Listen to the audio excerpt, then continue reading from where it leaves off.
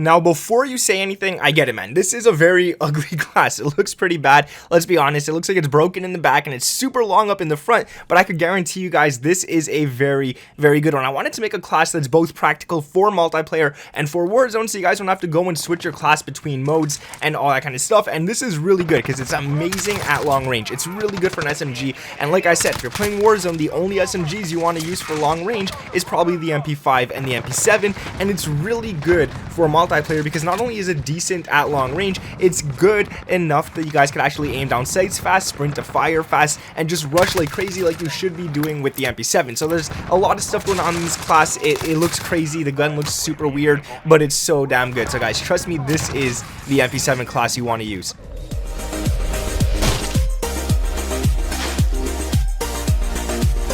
What is up, guys? My name is Nick and welcome back to another Modern Warfare OP class video. I get it, Nick. OP class. This is like the 20th one for the MP7, but it always changes, man. This is the better one. This is the one you gotta use. This is the one you want to use. Alright, so before we get into it, there's a few perks, and this is the only thing you're gonna have to change when going from multiplayer to Warzone, because you don't want to run multiplayer perks on Warzone. Let's say you're running Scavenger, there's no need for that whatsoever, because you just pick up bullets anyways off the ground. There is no Scavenger in Warzone. When you kill people, you gotta pick up the bullets that they drop anyways. So if you're playing multiplayer, the three perks you want to run is Scavenger, Ghost, obviously you don't want to be seen on that UAV, everyone calls one in every 2 seconds, and Tune Up, because Tune Up, who doesn't want that? Who doesn't want their dead silence over and over again 40% faster? Because like, dude, I mean, yeah, you need it. Those footsteps are so damn loud, but they're unexisting in Warzone for some reason. For Warzone, what you want to run is EOD, so if people do throw C4s at you and stuff, you're not going to take as much damage.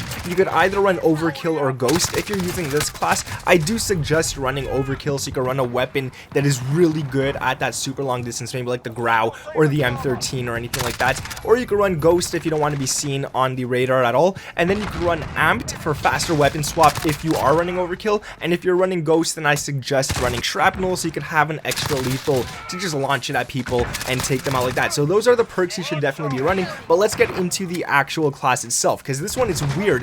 Like, these attachments just don't make sense whatsoever, but when you actually play the game, you'll see why it's good in both modes. So the muzzle, this is for Warzone specifically, and you could use it on multiplayer as well, and that is the monolithic suppressor. 120% needed for this one right here. You get that sound suppression, so when you're playing Warzone, your character is not seen on the minimap whatsoever once you're shooting that weapon, but you also get amazing damage range, which is good, because usually in CODs, when you put on a suppressor, in all previous CODs, it takes away damage and all that kind of stuff, but this one actually gives it to you, so that's actually pretty cool, and I'm happy with that. Now, it does take away ADS speed, and it does take away aim walking steadiness, which is something you don't want to lose all too much when playing multiplayer, which is why this gun looks weird, because we gotta definitely get that ADS speed back. Now, the barrel for this class is one that I really recommend using, whether you're playing Warzone or multiplayer. It's that FSS Recon. It's the best one for the MP7 in terms of damage range, in terms of recoil control and bullet velocity. And when you're running weird attachments like we are, you guys are going to see the next one, you definitely want that recoil control to be up on this gun right here. Now, again, you are losing ADS speed and you are losing movement speed, but I think it's all worth it for that damage range and the bullet velocity. For those people who don't understand what the bullet velocity is, that's, let's say you're going for those long shots, maybe like 50 meters away, you're aiming at someone's head, those bullets are actually going to go exactly where you're aiming, rather than if you're aiming at his head and then the velocity kicks in and it just goes downwards. So this one, it actually gives it to you, and that's really good, and that's what you want to run. But here is why I said you really wanted to run this attachment, and that's because the next one is going to be the stock no stock. Now, you could run different stocks that just give you ADS speed, but this one's good because it gives you back that movement speed that you just lost, and it gives you back that ADS speed that you just lost as well, but you still get to keep that damage range, bullet velocity, and you do lose recoil control, unfortunately, with this attachment right here, and you do lose aiming stability. But like I always say, man, aiming stability, the second you aim down sights and start shooting, it's gone. It doesn't matter. It doesn't even count for anything. That's literally just aiming down sights. Your gun is moving left and right very, very little. So even if you lose aiming stability, it's not much to worry about. It's just the initial ADS that you're going to be losing. Now, not even the speed, so don't even worry about that whatsoever. The underbarrel on this class, this is one that it could be optional. You guys could definitely run something else, which I'll get into in a second, but you don't want to keep this one optional. The underbarrel that you want to run is the Ranger foregrip, and the reason you want to run this is for even more recoil control, because you want to make this gun good for distance. You don't want this gun kicking up in the air or anything like that, and it does give you that extra aiming stability, so even when you do aim down sights, you will be aiming exactly where you are. Now it does take away ADS speed, which is very unnoticeable. I haven't really noticed much of an ADS difference with this class, or with this attachment perhaps I should say, and it's not even that bad. The aim walking movement speed you do notice a little bit, and that's kind of good for Warzone, but it's not the greatest for a multiplayer. Now like I said, you guys might want to make this one an option if you guys don't care about that extra recoil control, because the MP7 is pretty accurate in on itself. You might want to go ahead and run the laser tack laser,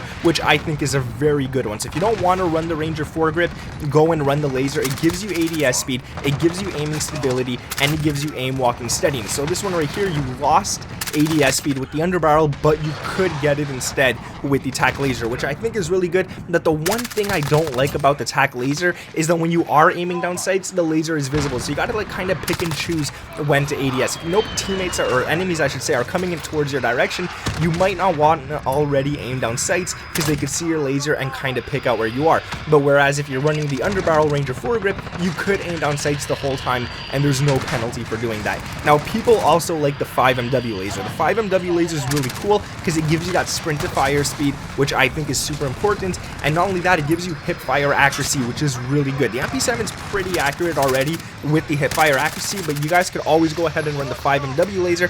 But every single class I have, people ask me, why don't you ever have the 5MW laser? And the reason is because that one is visible when you're idle, when your weapon isn't even aiming down sights whatsoever, and I'm not a big fan of that. I'm not a fan of letting people know where I am, especially let's say I'm trying to like sit in the corner and wait for someone. That you shouldn't be doing that all game. You could do it for like 10 seconds, it's fine, but just don't cap, don't be one of those dudes. But yeah, if you sit in there for like 5 seconds waiting for someone, let's say you're not aiming down sights, he's gonna see your laser. It's just not worth it in my opinion. But yeah, going down to the last attachment, this is an optional one as well, and the one that I'm running within the gameplay is the rear grip stippled grip tape, and I think this is great because it gives you that sprint to fire speed, which we don't have any of those on this class yet, so it's really nice to have it. But it also gives you ADS speed, which again I think is really nice to have on the weapon because of all the ADS that we lost. We gotta at least get some back within these attachments. Now it takes away aiming stability. Again, that doesn't matter all too often, but I will say if you don't care about the ADS speed all that much, if you're not rushing like crazy and you're using this class mostly for Warzone, you don't need to run the rear grip stippled grip tape. What you should be running instead is the rubberized grip tape. This gives you even more recoil control, and because this gun's already a laser, having all these positives towards the recoil control is really nice to have, because you guys could be a lot more accurate than you ever thought you would be with a weapon like this. Now it does again take away aiming stability, so we're losing a few times we're losing aiming stability, but we're getting it back with most attachments, and I have to say this class is really good. And there's two ways you should be playing with this class. If you're playing Warzone, you could definitely use it for up close, but I would recommend using it for like that mid-range if you don't want to pull out an AR or anything like that, or if you're already holding it in your hands, this is the gun that you want to run around with and rush with and stuff, and you guys can easily pull it out fast and start shooting at people. But when you're playing multiplayer, there's two ways you could definitely play this. One, you could play it slow.